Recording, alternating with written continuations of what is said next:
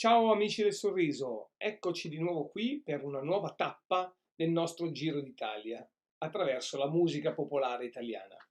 Oggi ci fermiamo in Abruzzo, con un brano molto popolare, molto conosciuto, il cui titolo è Vola, vola, vola. È una canzone molto conosciuta, appunto dicevo, scritta da Albanese e Don Marco, musicata e scritta da questi due signori che nel 1922 hanno messo in musica queste parole. Questo è un brano noto e che ha avuto anche successo all'estero, ha avuto anche successo all'estero, tant'è vero che ha vinto il Festival di Parigi, della canzone italiana di Parigi, nel 1953. Uno dei pochi casi, forse unico credo, di canzone non napoletana, non in dialetto napoletano, a imporsi anche fuori dai nostri confini. Quindi non aggiungo altro, vi auguro buon ascolto e alla prossima.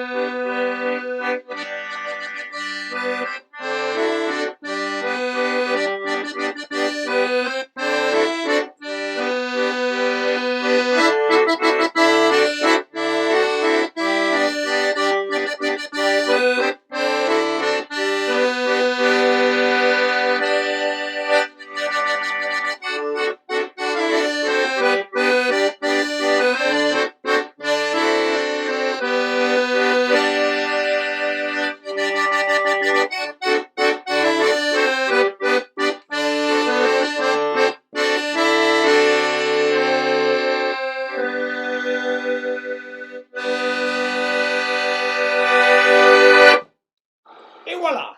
Alla prossima, ciao e buona continuazione!